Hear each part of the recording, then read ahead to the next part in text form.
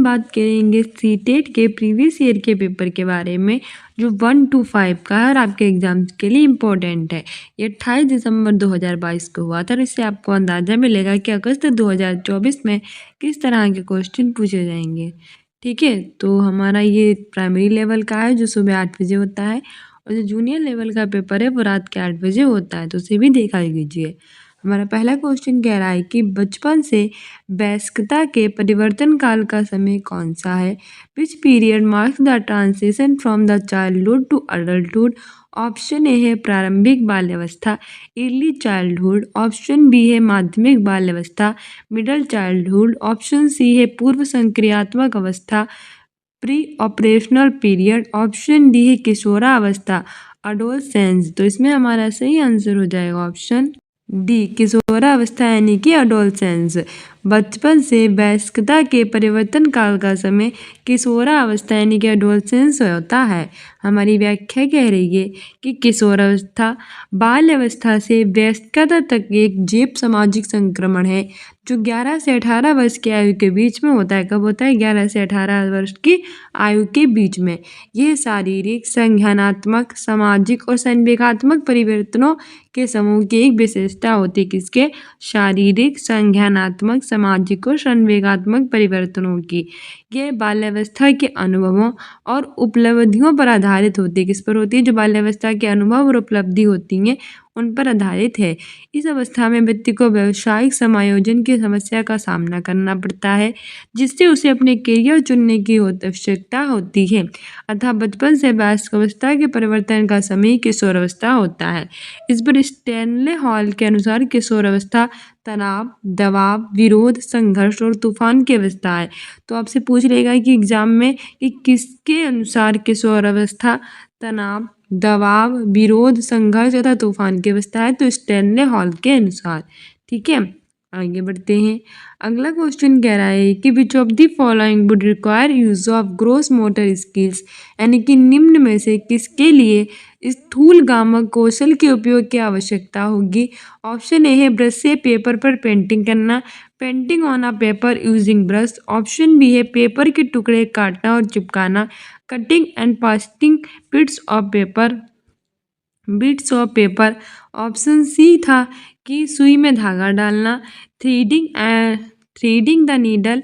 Option D था चलना और दौड़ना, वॉकिंग एंड रनिंग। इसमें हमारा सही आंसर हो जाएगा ऑप्शन डी, चलना और दौड़ना, यानी कि वॉकिंग और रनिंग जो होता है वो स्थूल गामक कौशल के उपयोग की आवश्यकता होगी, जबकि इन तीनों में नहीं होगी। ठीक है, आगे बढ़ते हैं। हमारी व्याख्या भी कह रही है कि स्थूल गामक कौशल वे बड़ी गतिविधियां व क्रियाएं हैं जो शिशु अपनी बाजुओं, पैरों और पूरे शरीर के जरिए कहता है। तो स्थूल गामक कौशल क्या होता है? वे क्रियाएं जिसमें व्यक्ति की सारे बाजू, पैर, शरीर के जरिए जो क्रियाएं की जाती हैं स्थूल गामक कौशल कहते हैं। घुटनों के बल चलना, खड़े होकर चलना, दौड़ना, कूदना, ये सब किससे होते हैं? स्थूल गामक कौशल यानी ग्रॉस मोटर कौशल हैं। ठीक है, शिशु के शरीर के किसी भी हिस्से में ग्रॉस मोटर कौशल सूक्ष्म मोटर कौशल से पहले विकसित होता है। बच्चे का जो शरीर होता है उसमें क्या होता है कि जो ग्रॉस मोटर होता है वो पहले विकसित होता है किससे? सूक्ष्म मोटर कौशल से। जबकि ब्रश से पेपर पर पेंटिंग करना, पेपर के जो टुकड़े होते हैं उनको काटना और चिपकाना, सुई में धागा पिरोना, किसी चीज को पकड़ना या फिर उठाना और लिखना, ये सब किसके होते हैं? सूक्ष्म गति कौशल के फाइल मोटर स्किल्स के उदाहरण होते हैं। इसमें शरीर की छोटी पेशियों के प्रयोग की आवश्यकता होती है। तो इन दोनों से पूछे जाते हैं कि स्थूल गामक कौशल क्या है और आपका सूक्ष्म गति कौशल क्या है। तो जिसमें पूरे शरीर के जरिए कार्य होता है, जिसमें बाजू, पैर और पूरा शरीर जिसमें का वर्क, वे गतिविधियां जिसमें पूरा शरीर वर्क करता है, जैसे बाजू, पैर वगैरह सब कुछ, तो उसे कहते हैं स्थूल गामक कौशल। और जिसमें सिर्फ सूक्ष्म गतिविधियां करनी पड़ती है उसे हम सूक्ष्म गति कौशल कहते हैं। ठीक है, जैसे कि खड़े होकर चलना, घुटनों के बल चलना, दौड़ना, कूदना, ये सब होते हैं ग्रॉस मोटर कौशल के उदाहरण। जबकि पेपर पर पेंटिंग करना, पेपर के टुकड़े काटना और चिपकाना, सुई में धागा पिरोना, किसी चीज को करना, उठना और लिखना, ये सब होता है सूक्ष्म गोचर कौशल के उदाहरण। ठीक है, इसमें शरीर की छोटी मांसपेशियों की आवश्यकता होती है, ये भी याद रखना। अगला क्वेश्चन कह रहा है कि समाजीकरण की प्रथम संस्था है the first primary agent of socialisation is dash. Option A है फैमिली यानी कि परिवार, ऑप्शन बी है स्कूल यानी कि विद्यालय, ऑप्शन सी है फ्रेंड्स यानी कि दोस्त, ऑप्शन डी है मीडिया। तो बताइए समाजीकरण की प्रथम संस्था कौन सी है? इसका आंसर हो जाएगा ऑप्शन है फैमिली यानी कि परिवार। जो हमारा परिवार होता है वो हमारे समाजीकरण की प्रथम संस्था होती है। स्कूल होता है, जो मीडिया होती है, दोस्त होते हैं, ये सब कैसे होते हैं? द्वितीय संस्था होते हैं। ठीक है, संस्था कितनी होती है? 2 होती हैं। ठीक है, परिवार तथा परिवार के वे सदस्य जिनके साथ बच्चे जन्म से ही अंतःक्रिया करते हैं उसके समाजीकरण की प्रथम संस्था होती है। मतलब बच्चे जिस फैमिली में जन्म लेता है, जो उसके साथ में बच्चे रहते हैं, उनके साथ जो भी क्रियाएं करते हैं, इसीलिए जो होती है समाजीकरण की प्रथम संस्था फैमिली होती है। फैमिली होती है जिसके द्वारा व्यक्ति स्नेह, सुरक्षा, समाजीकरण का प्रदान करता है, जो महत्वपूर्ण वर्षों के दौरान बच्चे के लिए बुनियादी स्रोत होते हैं। ठीक है, मतलब जो भी बच्चे को बचपन में चाहिए होता है, प्रेम, स्नेह, आवश्यकताएं की चीज़ें, वो सब में सुरक्षा वगैरह कहाँ से मिलती है? फैमिली से मिलती है। एक सामाजिक संस्था के रूप में परिवार को कई कार्य करने होते हैं। परिवार के कामकाज का व्यक्ति के समाजीकरण की प्रक्रिया में अपूरणीय महत्व है, क्योंकि परिवार बच्चों को प्रारंभिक मानव व्यवहार स्वरूप और प्रारंभिक पारस्परिक संबंधों के लिए उन्मुख करता है, जबकि स्कूल, मीडिया, धर्म ये सब द्वितीयक संस्था होती हैं। तो आपसे पूछ लेगा कि प्राथमिकरण की समाजीकरण की कितनी संस्थाएं होती हैं? 2। कौन कौन सी? एक प्राथमिक, एक द्वितीय। प्राथमिक संस्था होती है अपना परिवार, जबकि विद्यालय है, परिवार है, आस पड़ोस है, द्वितीय संस्था होती हैं। क्योंकि व्यक्ति की सारी आवश्यकताएं उसकी फैमिली से ही पूरी होती हैं। जहाँ वो जन्म लेता है तो फैमिली होती है उसकी प्रथम संस्था, और माता जो होती है वो उसका पहला गुरु होती है बच्चे का। ठीक है, क्योंकि सारी बातें वो उन्हीं से सीखता है। तो ये भी पूछ लेता है। अगला क्वेश्चन कह रहा है कि यह मान्यता कि भौतिक वस्तुएं जैसे कि गुड़िया, कार में सजीव गुण होते हैं क्या कहलाती है? The belief that physical object such as dolls, cars, etc life like qualities is called. Option A है जीववादी सोच, एनिमिस्टिक थिंकिंग, ऑप्शन बी है पदानुक्रमिक सोच, हेरेचियल थिंकिंग, ऑप्शन सी है केंद्रीकरण, सेंट्रलाइजेशन, ऑप्शन डी है वर्गीकरण, कैटेगराइजेशन। सही आंसर इसमें हमारा हो जाएगा ऑप्शन ए जीववादी सोच यानी कि एनिमिस्टिक थिंकिंग। यह मान्यता है कि भौतिक वस्तुएं जैसे कि गुड़िया, कार में सजीव गुण होते हैं, ये जीववादी सोच जो होती है एनिमिस्टिक थिंकिंग कहलाती है। ठीक है, हमारी व्याख्या भी कह रही है कि यह मान्यता कि भौतिक वस्तुएं जैसे कि गुड़िया, कार में सजीव गुण होते हैं, जीववादी सोच कहलाती है। ब्याजे के पूर्व संक्रियात्मक अवस्था जो कि 2 से 7 वर्ष तक होती है। प्याजे से क्वेश्चन पूछे जाते हैं, जीन प्याजे, लेव वाइगोत्स्की, कोहलबर्ग, इन सबको याद करके जाना।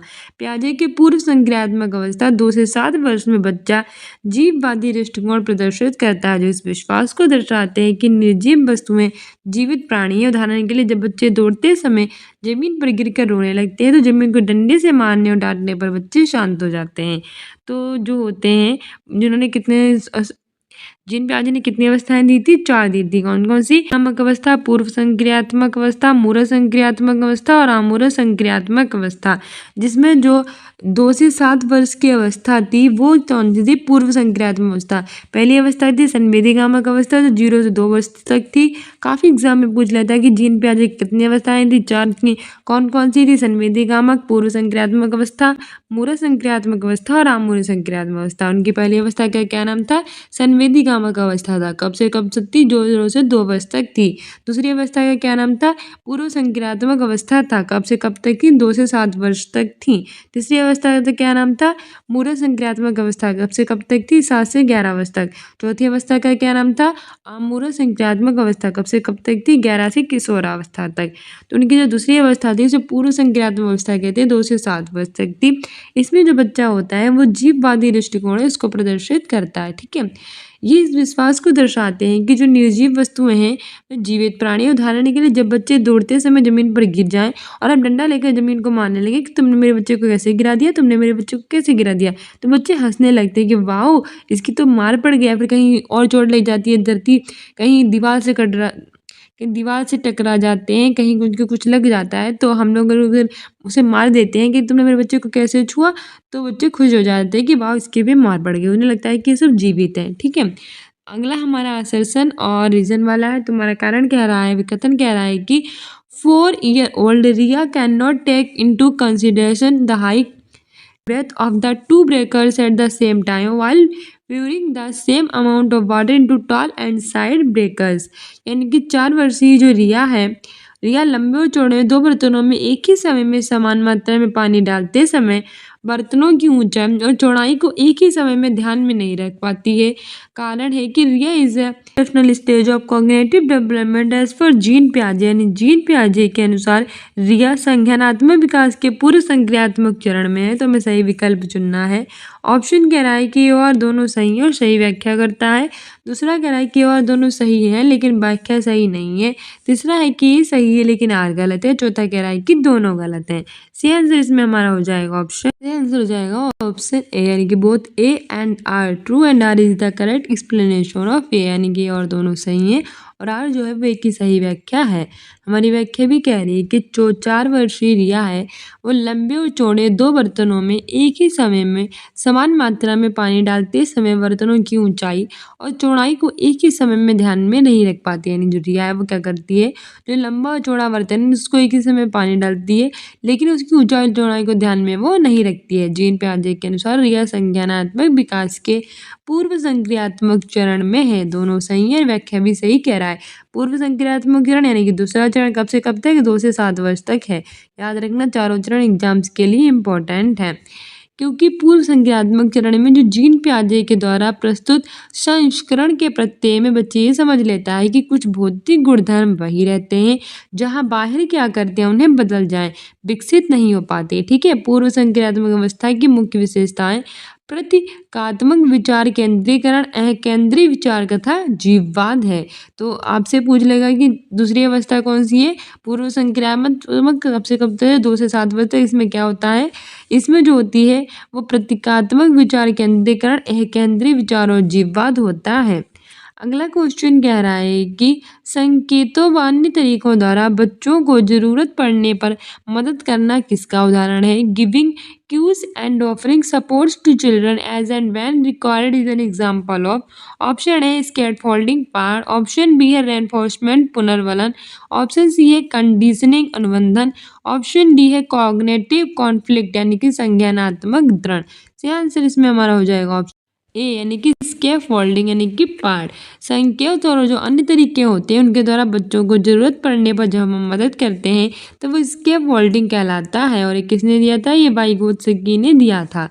ठीक है। हमारी व्याख्या कह रही है कि संकेत या फिर जो कई सारे अन्य तरीके होते हैं इनके द्वारा जब बच्चों को जरूरत पड़ती है तो हम उनकी जब हेल्प करते हैं इसे स्कैफोल्डिंग यानी कि पाड़ या ढांचा कहते हैं। वाइगोत्स्की के अनुसार यदि बालक को थोड़ा सा हम सहयोग दे देंगे तो क्या करेगा कि दूसरे के स्तर को प्राप्त करते हुए सीख जाएगा। यानी बच्चा जो है वो यहाँ तक पहुँचना चाहता है और यहाँ तक पहुँच चुका है और यहाँ तक पहुँचने के लिए उसे यहाँ पे हेल्प की ज़रूरत पड़ती है। जब शिक्षक यहाँ पे थोड़ी सी हेल्प कर देता है जिससे वो अपनी मंजिल तक पहुँच जाए तो इसे पाड़ या ढांचा कहते हैं। ठीक है। यानी कि बच्चे को ऑलरेडी वो अपने कार्य कर चुका है, बस उसे थोड़ी सी कोई क्लू देने की ज़रूरत है। कोई भी ऐसी चीज़ आवश्यक, कोई भी मतलब सहारा देने की थोड़ी सी ज़रूरत है जिससे वो अपने कार्य में दक्ष हो सके तो वही स्कैफोल्डिंग कहलाएगी। और ये बालक के लिए माचन का कार्य करती है, इसलिए बाहरी व्यक्ति के सहारे बच्चों द्वारा सीखना ही स्कैफोल्डिंग जो होता है वो कहलाती है। ठीक है। इससे सहयोग की आवश्यकता बालक के लिए सदैव नहीं होती बल्कि शुरुआत में होती है। यानी हर वक्त ये नहीं कहता बच्चा कि यहाँ तक जाना है तो यहाँ तक आपका हाथ पकड़ के जाए, ऐसा कुछ नहीं होता है। बच्चा जो होता है उसे स्टार्टिंग में थोड़ा सा पुश करने की ज़रूरत है, फिर वो अपने आप चला जाएगा, फिर उसे आपकी ज़रूरत नहीं पड़ेगी। वो कहते नहीं है टीचर जो होता है उसे रास्ता दिखाता है, रास्ते पे तो उसे खुद चलना पड़ता है, तो लेकिन टीचर रास्ता तो दिखाएगा नहीं, तो वो स्कैफोल्डिंग कहलाती है। इसे आधारभूत सहायता भी कहते हैं। वाइगोत्स्की के अधिगम के दौरान छात्रों की 3 बुनियादी जरूरतों का प्रस्ताव रखा है। पाठ, समीपस्थ विकास का क्षेत्र जिसे ZPD कहते हैं और अधिक जानकार अन्य यानी कि M को O। ठीक है। More knowledge others and John proximal development, तो इसकी फुल फॉर्म आपसे पूछ लेना, याद रखना। ZPD यानी कि जॉन प्रॉक्सिमल डेवलपमेंट, समीपस्थ विकास का क्षेत्र, और पाड़ यानी कि स्कैफोल्डिंग, और MKO यानी कि मोर नॉलेज अदर। ठीक है। अधिक जानकार अन्य, याद रखना। आगे बढ़ते हैं। अगला क्वेश्चन कह रहा है कि the application of Vygotsky theory to children's education purpose, बच्चों की शिक्षा के लिए वाइगोत्स्की के सिद्धांत का अनुप्रयोग प्रस्तावित करता है। ऑप्शन ए सहयोगात्मक अधिगम कोलैबोरेटिव लर्निंग, ऑप्शन बी है क्रिया प्रसूत अधिगम ऑपरेंट लर्निंग, ऑप्शन सी है रटंत अधिगम रोट लर्निंग, ऑप्शन डी है निष्क्रिय अधिगम पैसिव लर्निंग। सही आंसर इसमें हमारा हो जाएगा ऑप्शन ए कोलैबोरेटिव लर्निंग यानी सहयोगात्मक अधिगम। ठीक है, बच्चों की शिक्षा के लिए वाइगोत्स्की सिद्धांत का अनुप्रयोग प्रस्तावित करता है सहयोगात्मक अधिगम। ठीक है, रटंत वाले कभी होगा नहीं, एक्टिव होता है, पैसिव होता नहीं और क्रिया प्रसूत भी नहीं होता है। आगे बढ़ के लिए वाइगोत्स्की के सिद्धांत का अनुप्रयोग सहयोगात्मक अधिगम प्रस्तावित करता है। बच्चों की शिक्षा के लिए वाइगोत्स्की सिद्धांत का प्रयोग करता है सहयोगात्मक अधिगम। उनका सिद्धांत इस बात पर बल देता है कि सामाजिक अंतःक्रिया शिक्षार्थियों की प्रगति को सोचने और समस्या समाधान के अधिक उन्नत तरीकों की सुविधा जो है वो प्रदान करता है। छात्रों का आकलन करने के लिए सहयोगात्मक परियोजनाएं सर्वोत्तम है और वाइगोत्स्की की सहयोगात्मक अधिगम छात्रों के सीखने के लिए एक दूसरे की जो सहायता होती है उस पर केंद्रित है। ठीक है, आगे बढ़ते हैं। अगला क्वेश्चन कह रहा है कि कोहल वर्ग के नैतिक विकास के किस चरण में व्यक्ति अपने व्यवहार के परिणाम के बजाय दूसरों की अपेक्षा अनुसार कार्य करता है। In Kohlberg dash of moral development the individual stun the expectations of other rather than focus on the sequence of one's action। Option A है पूर्व संक्रियात्मक चरण pre operational level, option B है पूर्व परंपरागत चरण pre conventional level, option C है परंपरागत चरण कॉन्वेंशनल लेवल, ऑप्शन डी है पश्च परंपरागत चरण पोस्ट कन्वेंशन लेवल। सही आंसर इसमें हमारा हो जाएगा ऑप्शन सी परंपरागत चरण कन्वेंशनल लेवल। ठीक है, हमारी व्याख्या भी कह रही है कि कोहल वर्ग के नैतिक विकास के परंपरागत चरण में व्यक्ति अपने व्यवहार के परिणाम के बजाय दूसरों की अपेक्षा अनुसार कार्य करता है। कोहल वर्ग ने कहा है कि नैतिक विकास के जब परंपरागत चरण में व्यक्ति होता है तो क्या करता है कि उसका जो व्यवहार होता है उसके परिणाम के बजाय वो उसकी अपेक्षा नहीं करता है, वो कार्य कैसे करता है दूसरों की अपेक्षा के अनुसार। यानी कि दूसरे क्या सोचेंगे, क्या वो उसे समझेंगे, क्या वो उसे अच्छा कहेंगे बुरा कहेंगे, मतलब दूसरों के जो होता है वो समझता रहता है। इसमें बच्चे ये समझने लगते हैं कि उनके माता पिता शिक्षक आदि द्वारा उसे क्या अपेक्षा की जाती है, यानी कि फैमिली का ही प्रेशर रहता है, यानी कि फैमिली है आस पड़ोस है सबका उसके ऊपर दबाव होता है। अगला क्वेश्चन कह रहा है कि प्रगतिशील कक्षा या progressive classroom is, option A परीक्षा केंद्रित होती है, काट दो क्योंकि एग्जामिनेशन सेंटर होता है, नहीं पिछली बार भी आपको करवाया था तो मैंने इतनी बार आपको समझाया था कि इससे हमसे पूछ रहा है कि प्रोग्रेसिव क्लासरूम की यानी कि प्रगतिशील कक्षा पॉजिटिव में पूछ रहा है तो निगेटिव वाला होगा ही नहीं, तो परीक्षा केंद्रित होगी नहीं, क्योंकि जो होता है वो छात्र केंद्रित होनी चाहिए, शिक्षा स्टूडेंट सेंटर में होना चाहिए, ना कि टीचर में सेंटर होने चाहिए, ना ही आपकी बुक्स होनी चाहिए सेंटर में। ठीक है, ना ही एग्जाम होने चाहिए, सब तो होना ही नहीं चाहिए। तो परीक्षा केंद्र निगेटिव में आगे हट जाओ।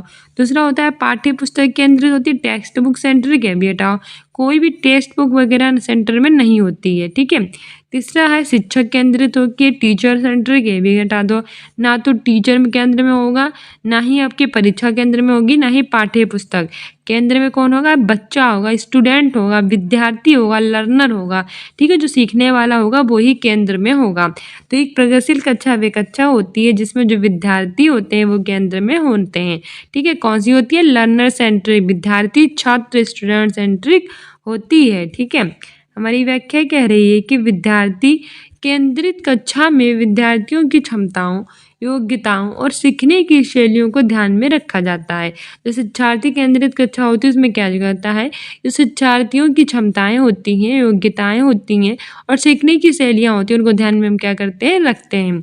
जहाँ शिक्षक छात्रों को अपनी गति से अधिगम के लिए उचित वातावरण और सामग्री प्रदान करने एक सहायक के रूप में सुविधा प्रदान करते हैं, अतः ये प्रगतिशील कक्षा कैसी होती है, विद्यार्थी केंद्रित होती है। ठीक है, और प्रगतिशील शिक्षा के जनक कौन है, जॉन डीवी हैं। ये भी याद रखना कि प्रगतिशील कक्षा के जनक कौन है, जॉन डीवी हैं। अगला क्वेश्चन कह रहा है कि रेणु एक विद्यालय में परामर्शदाता है। हार्वर्ड गार्डनर के सिद्धांत के अनुसार प्रभावी परामर्शदाता के रूप में उसके पास कौन सी बुद्धि होनी चाहिए? Renu is counsellor at a school which intelligence should she have to be an effective counsellor as per Harvard Gardner theory. Option A है लिंग्विस्टिक भाषाई, ऑप्शन बी स्पैटिकल स्थानिक, ऑप्शन सी है पारस्परिक अंतःव्यक्तित्व यानी कि इंटरपर्सनल, ऑप्शन डी है intrapersonal यानी कि अंतःव्यक्तित्व। सही आंसर इसमें हमारा हो जाएगा ऑप्शन सी इंट्रापर्सनल यानी कि पारस्परिक अंतःव्यक्तित्व। ठीक है, रेणु एक विद्यालय में क्या है? परामर्शदाता है और हार्वर्ड गार्डनर के सिद्धांत के अनुसार प्रभावी परामर्शदाता के रूप में उसके पास पारस्परिक अंतःव्यक्तिक इंट्रापर्सनल बुद्धि जो है वो होनी चाहिए। ठीक है, क्यों? अच्छा, व्याख्या से पता चलेगा हमारा, क्योंकि रेणु जो होती है वो एक क्या आती है? विद्यालय में दूसरों को परामर्श देती है और अगर वो अंतःव्यक्तित्व ही नहीं होगी, दूसरों की बातों को समझने वाली ही नहीं होगी, सिर्फ अपने से मतलब रखेगी, यानी अंतःव्यक्तित्व होगी, सिर्फ अपने बारे में सोचेगी, तो वो कैसे दूसरों की परेशानी को दूर कर पाएगी? जबकि वो क्या है? काउंसलर है। ठीक है, विद्यालय में तो उसे तो अंतःव्यक्तित्व होना चाहिए ना, अंतःव्यक्तित्व की जगह। तो ये दो अलग अलग है, इसे अच्छे से याद कर लेना। ठीक है, हार्वर्ड गार्डनर के सिद्धांत के अनुसार प्रभावी परामर्शदाता के रूप में उसके पास पारस्परिक अंतर्व्यक्तित्व बुद्धि होनी चाहिए, जिसके द्वारा वो दूसरे के विचारों को, मन के भावों को, भावनाओं को, उनके उद्देश्य क्या है, क्या उनकी इच्छाएं, इन सबको अपने व्यवहार को कैसे प्रभावित करते हैं, उनको जानने की उनके अंदर विशेष क्षमता हो सके। अब देखो, ये मोस्ट इम्पोर्टेंट है, इसको अच्छे से आप भैया पढ़ लीजिए। NCERT यानी national council for education research and training के द्वारा जो आपकी NCERT होती है, वो अगर आपने पढ़ ली ना, तो आपकी जो CTET है उसका पेपर आपके लिए बहुत ईजी हो जाता है। तो NCERT के अनुसार हार्वर्ड गार्डनर ने कितने प्रकार की बुद्धि बताई है? 8 प्रकार की। कोई कहता है हार्वर्ड गार्डनर ने 9 प्रकार की बताई है, कोई कहता है 7 है, लेकिन आपको किसको फॉलो करना है? NCERT के अनुसार। अगर ठीक है, इसी ही हमारा सच होता है, इसके अनुसार 8 प्रकार की बुद्धि होती हैं। तो पहली होती है भाषा, दूसरी होती है तार्किक गणिती, तीसरी होती है संगीतात्मक, चौथी होती है शारीरिक गतिक, पांचवी होती है द्विक स्थान सहयोगी, छठी होती है अंतरा व्यक्तिगत, सातवीं होती है अंतः व्यक्तिगत और आठवीं होती है प्रकृतिवादी। ठीक है, कितनी बुद्धि होती है? 8 प्रकार की। किसके अनुसार? हार्वर्ड गार्डनर के अनुसार। तो उन्होंने कौन सी बताई ये बुद्धि और कौन सी नहीं बताई, ऐसे पूछ लेगा तो आप 8 ही प्रकार की याद रख लीजिए, इसके बाद जो भी आती है वो नहीं होगी। भाषा वाली, तर्कीय गणितीय, संगीतात्मक, शारीरिक गतिक, द्विक स्थान सहयोगी, अंतराव्यक्तिगत, अंतःव्यक्तिगत और प्रकृतिवादी। ठीक है, आगे बढ़ते हैं। अगला क्वेश्चन कह रहा है कि according to NEP 2020 which language should a teacher use for interacting with primary school children during the teaching learning process. यानी कि राष्ट्रीय शिक्षा नीति 2020 के अनुसार एक शिक्षण को शिक्षण अध्ययन की प्रक्रिया के दौरान प्राइमरी स्कूल के बच्चों से संप्रेषण करने के लिए किस भाषा का प्रयोग करना चाहिए? ऑप्शन ए केवल क्षेत्रीय भाषा का, only the regional language, option B है केवल हिंदी भाषा का, only Hindi language, option C है केवल अंग्रेजी भाषा का, only English language, option D है बच्चों की मातृभाषा का, mother tongue of the children. अच्छा देख लो, आपसे ये कहना क्या चाह रही है? आपसे कह रहा है कि राष्ट्रीय शिक्षा नीति 2020 के अनुसार, नेशनल एजुकेशन पॉलिसी 2020 के अनुसार जो एक शिक्षक यानी कि जो टीचर है वो शिक्षण अध्ययन की प्रक्रिया के दौरान जो प्राइमरी स्कूल के बच्चों से संप्रेषण कर रही है, तो वो किस भाषा का प्रयोग करेगी? हिंदी भाषा का। अगर उसे हिंदी ना आती है और क्षेत्रीय है तो किसी और भाषा में जानता हो तो हिंदी तो आपकी किसी काम आएगी नहीं, तो वो नहीं करनी चाहिए। केवल अंग्रेजी का, केवल अंग्रेजी का कैसे प्रयोग कर लोगे? मान लो बच्चा बंगाली समझता हो, उर्दू समझता हो और आपसे अंग्रेजी में बात कर रहे हैं तो गलत हो ना, तो ये तो अंग्रेजी में तो बात करनी ही नहीं चाहिए, हिंदी में भी नहीं, क्योंकि हिंदी उसकी भाषा नहीं है। फिर एक है क्षेत्रीय भाषा और एक है मातृभाषा। अब इसमें से आपको किस भाषा का प्रयोग करना चाहिए? तो सबसे सही आंसर हो जाए मदर टंग के बारे में, बच्चों की मातृभाषा का प्रयोग हमें करना चाहिए। क्षेत्रीय भाषा से आपका मतलब जैसे ये है कि मान लो वहाँ पे उड़िया चलती हो, सब उड़िया बोलते हैं, तो बच्चों को उड़िया आती होगी, आप उड़िया में उससे बात करेंगे, क्षेत्रीय भाषा है उड़िया। लेकिन हो सकता है कि कुछ बच्चे हो बाहर से आए हो, कहीं और से आए हो, तो वो उड़िया ना समझते हो, पंजाबी समझते हो, तो अगर आप उड़िया में बात करेंगे तो पंजाबी समझने वाले कैसे समझ पाएंगे? तो सबसे सही होगा कि मदर टंग का हमें प्रयोग करना चाहिए, चाहे उड़िया हो, हिंदी हो, इंग्लिश हो, कुछ भी हो। ठीक है, बच्चों की मातृभाषा का अगर आप प्रयोग करेंगे तो आप उनसे अच्छे से बात कर पाएंगे। तो सबसे अच्छा तो आंसर यही है। हमारी व्याख्या कह रही है कि राष्ट्रीय शिक्षा नीति नेशनल एजुकेशन पॉलिसी 2020 एंड 2020 के अनुसार एक जो शिक्षक होता है उसको शिक्षण अधिगम की प्रक्रिया के दौरान प्राइमरी स्कूल के बच्चों से संप्रेषण करने के लिए, वार्तालाप करने के लिए वहाँ उसकी मातृभाषा का प्रयोग करना चाहिए, ठीक है, ताकि वे इसे पूरी तरह से समझ सकें कि क्या से क्या होता है, क्या नहीं होता है, इसको पूरी तरह से क्या करें, अंडरस्टैंड कर सकें और इसका अर्थ निकाल सकें कि राष्ट्रीय शिक्षा नीति 2020 में 5वीं तक की शिक्षा मातृभाषा और क्षेत्रीय स्थानीय भाषा में पढ़ाई के माध्यम का प्रयोग करना चाहिए, इसे आगे की कक्षाओं के लिए बढ़ाया जा सकता है। अभी किसने क्या कहा है कि 5वीं तक का जो बच्चा होगा, 5वीं क्लास तक जो भी बच्चा पढ़ेगा उसे उसकी मातृभाषा, उसकी क्षेत्रीय भाषा और स्थानीय भाषा में उसे शिक्षा दी जाएगी, ठीक है। आगे बढ़ते हैं। अगला क्वेश्चन कह रहा है कि 5 साल की वैशाली ने अपनी माँ से कहा, अम्मा मुझे अमित की तरह फुटबॉल चाहिए। वैशाली को जवाब देते हुए उसकी माँ ने कहा कि फुटबॉल से तो लड़के खेलते हैं, मैं तुम्हारे लिए एक छोटी सी प्यारी सी गुड़िया लाऊंगी। माँ का जवाब क्या दिखाता है, यानी कि 5-year-old Vaishali told her mother I want a football like Amit. Responding to Vaishali, her mother said, only boys play football. I will bring a small cute doll for you. The mother's response. हमारा ऑप्शन ए है कि gender भूमिका में लचीलापन, gender role flexibility. Option B है लिंग समता, gender equity. Option C है जेंडर स्टीरियोटाइपिंग यानी कि लिंग रूढ़िवादिता और ऑप्शन डी है जेंडर रिलीवेंस यानी कि लिंग प्रासंगिकता। तो इसमें हमारा सही आंसर हो जाएगा ऑप्शन डी, लिंग रूढ़िवादिता, जेंडर स्टीरियोटाइपिंग। अच्छा, ये सब होता क्या है? स्टीरियोटाइपिंग आपने एक वर्ड अभी सुना होगा, अभी जो मनीषा रानी है उन्होंने इंटरव्यू में दिया जा रहा था, तो एक औरत उनसे पूछती है कि मैम आपने इस स्टीरियोटाइपिंग को तोड़ा है कि जो बेल्ट कार्ड एंट्री है वो नहीं जीत सकते। तो स्टीरियोटाइपिंग क्या होता है, इसमें तो मनीषा रानी खुद ही कन्फ्यूज होती है कि होता क्या है। अच्छा, हम आपको बताते हैं। एक बहुत लंबे समय से जो पद्धति चली आ रही होती है, एक बहुत लंबे समय से रिवाज चले आ रहे होते, एक प्रथा चली आ रही होती है, एक विश्वास चला आ रहा होता है, जब इंसान उसको तोड़ देता है तो वो लिंग रूढ़िवादिता को चुनौती देना होता है और बल्कि उसका पालन करना होता है, तो वही लिंग रूढ़िवादिता कहलाती है, स्पेशली लिंग की तरफ। कैसे? मान लो तुम क्या हो, एक लड़का है, मान लो जी एक लड़का है और एक लड़की है, ठीक है। तो मम्मी से कहा इसने, मम्मी मैं खाना बनाऊंगा, और लड़की बोली मम्मी मैं ऑफिस जाऊंगी। तो मम्मी चिल्लाकर बोलती हैं कि तुम लड़का होके ऑफिस, तुम लड़का होके खाना बनाओगे, तुम्हें शर्म नहीं आती है? लड़कों का काम होता है बाहर जाकर काम करना, पैसे कमाना, और तुम लड़कियों की तरह घर में खाना बनाना चाहते हो, नहीं बनाओगे। और लड़की को भी चिल्लाती है क्या बदतमीजी तुमने दिखा रही हो, बाहर जाके काम करोगी। लड़कियों का काम होता है घर पे खाना बनाना, कि बाहर जाके आवारागर्दी करना, कि तुम्हारी तरह काम करना। तो माँ ने मान लो जी ये कह दिया, तो ये क्या है, ये लिंग रूढ़िवादिता है। यानी कि बहुत समय लंबे से विचार चले आ रहे हैं कि लड़के जो होंगे वो बाहर जाके काम करेंगे, लड़कियां घर में काम करेंगी। तो इस विचार को तोड़ना ही लिंग रूढ़िवादिता को चुनौती देना होता है, ठीक है। क्योंकि आज कितने सारे शेफ हैं वो लड़के हैं, कितनी सारी लड़कियां हैं वो पायलट हैं, तो ये सब को उन्होंने तोड़ा है। और इसमें भी यही हो रहा था कि गुड़िया जो होती है वो फुटबॉल खेलना चाहती है, वो उसे रोक देती है और क्या कहती है कि तुम गुड़िया खेलोगी, लड़कियों का काम होता है गुड़िया से खेलना। तो वो लिंग रूढ़िवादिता को दर्शा रहा है, ठीक है। फ्लेक्सिबिलिटी तो है ही नहीं, लचीलापन तो है ही नहीं, क्षमता और प्रासंगिकता ये भी नहीं दिखा रहा है।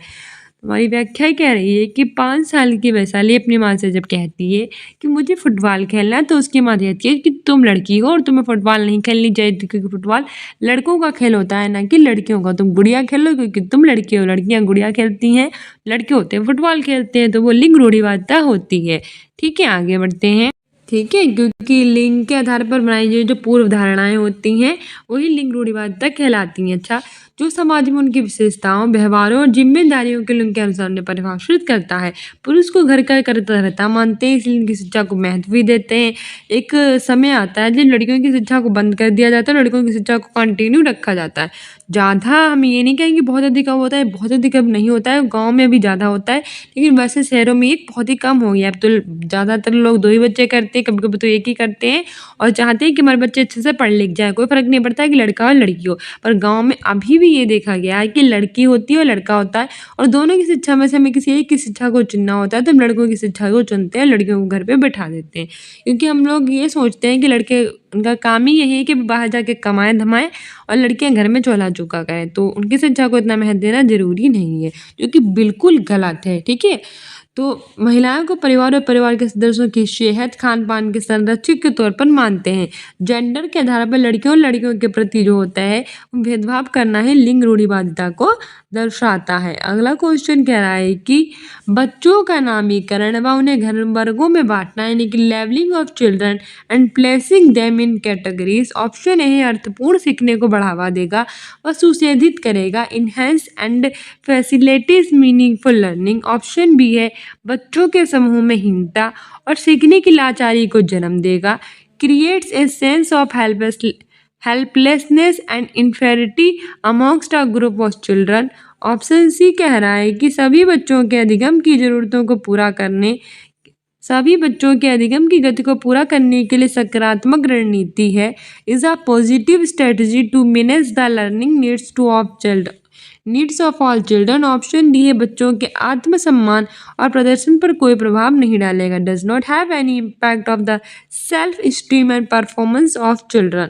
से आंसर हो जाएगा हमारा option B, it creates a sense of helplessness and inferiority among the group of children, यानी कि बच्चों के समूह में हीनता और सीखने की जो लाचारी है उसको जन्म देगा। हमारी व्याख्या भी कह रही है कि बच्चों का नामीकरण व उन्हें वर्गों में बांटना, यानी कि बच्चे होते हैं उन्हें नामकरण कर देना और वर्गों में बांट देना कि तुम बहुत होशियार हो, तुम बुद्धू हो, तुम्हें कुछ नहीं आता, तुम्हें बहुत कुछ आता है, और अलग अलग वर्गों में बांट देना कि तुम ग्रुप ए हो, तुम ग्रुप बी हो, तुम ग्रुप सी हो, तुम बुद्धू हो, तुम अच्छे हो, तुम बेकार हो। तो ये सब क्या होता है कि ये सब बच्चों की समूह में हीनता और सीखने की लाचारी को जन्म देता है। सभी बच्चे विशिष्ट और समान होते हैं और उन्हें नामीकरण का वर्गों में बांट दिया जाए तो उनमें एक दूसरे के प्रति हीन भावना उत्पन्न होती है। आपने देखा भी होगा कि जो बच्चे होते हैं उनका जो IQ लेवल होता है वो सेम सा नहीं होता है, सबका जो होता है वो डिफरेंट होता है। किसी को बहुत अधिक आता है पढ़ाई में, किसी को बहुत अधिक आता है खेल में, और कोई होता है पढ़ाई और खेल दोनों में अच्छा होता है, ठीक है। तो अलग अलग सबके अंदर गुण होते हैं, तो हमें सबको एक जैसा जो है एक ही वर्गों में नहीं बांटना चाहिए, इससे एक दूसरे के प्रति वो हीनता की भावना पैदा होती है और दूसरे को घृणा करने लगते हैं। जबकि अर्थपूर्ण सीखने को बढ़ावा देना व सुसाधित करना सभी बच्चों के अधिगम की जरूरतों को पूरा करने के लिए एक सकारात्मक रणनीति अपनाने से बच्चों के अधिगम को बढ़ावा मिलता है और उससे उनमें क्या होती है, रुचि जागृत होती है, ठीक है। हम पॉजिटिव लर्निंग को अगर बढ़ावा देंगे तो बच्चे भी पॉजिटिव होकर सीखेंगे। अगला क्वेश्चन कह रहा है कि सतत व समग्र मूल्यांकन के क्या मायने हैं। Continuous and comprehensive evaluation means option है कि विद्यार्थियों की एक दूसरे से तुलना करना, comparing the students with each other.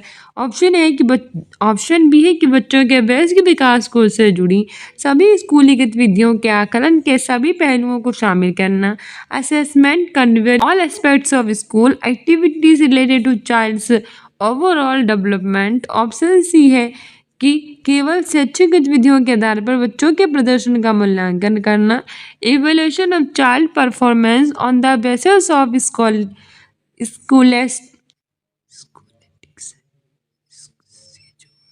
स्कूलेटिक्स activities only.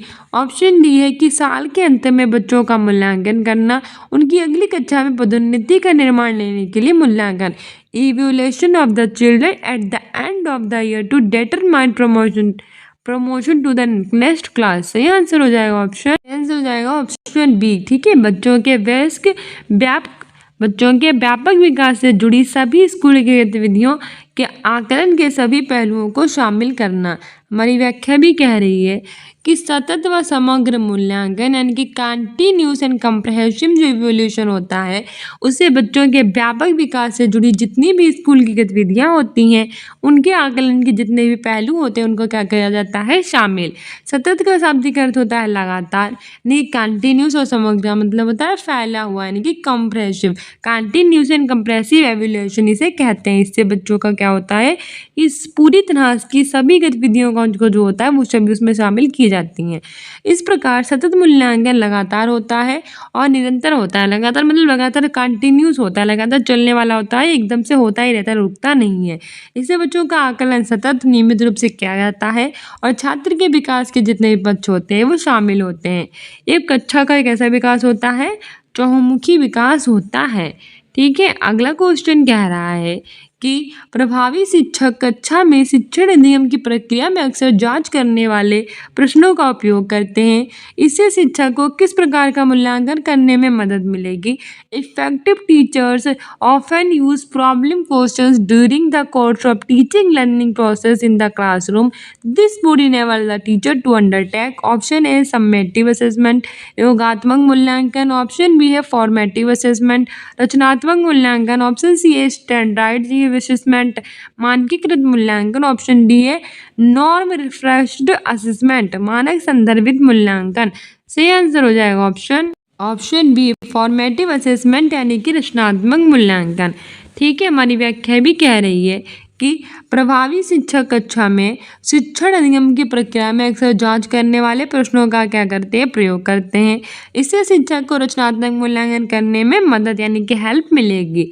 रचनात्मक मूल्यांकन में किसी शैक्षिक कार्यक्रम या किसी योजना की गुणवत्ता और उसकी उपयोगिता का आकलन जो है वो किया जाता है, जिससे उसको और अधिक उपयोगी और प्रभावशाली बनाया जा सके। और रचनात्मक मूल्यांकन शिक्षण अधिगम प्रक्रिया के दौरान किया जाता है, जबकि योगात्मक मूल्यांकन सत्र इकाई के अंत में।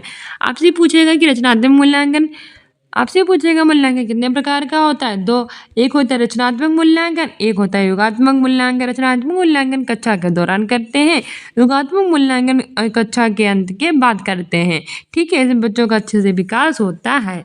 सो डियर स्टूडेंट्स, ये था हमारा सीटेट का प्रीवियस ईयर का paper. I hope you like this video. If like it then like, subscribe and share and don't forget to subscribe this channel. साथ ही आप स्टूडेंट्स इन अकेडमी को Instagram और फेसबुक पर भी फॉलो कर सकते हैं अपनी एग्जाम में बेटर करने के लिए। मिलते हैं नेक्स्ट वीडियो में। और साथ ही कम्युनिटी पोस्ट में आंसर दिया कीजिए। सुबह 10 बजे हम कराते हैं करंट अफेयर, उसे देखा कीजिए। 6:30 बजे के आसपास कराते हैं हम आपकी यूपी पुलिस री एग्जाम, बिहार शिक्षक भर्ती के लिए मोस्ट इंपॉर्टेंट करंट अफेयर, उसे देखा कीजिए। सुबह 8 बजे कराते हैं सीटेट के प्रीवियस ईयर के पेपर प्राइमरी लेवल के, और रात के 8 बजे कराते हैं सीटेट के जूनियर लेवल के पेपर। उन सबको देखा कीजिए। मिलते हैं नेक्स्ट वीडियो में। Keep loving, keep watching, keep sharing. Thank you, bye.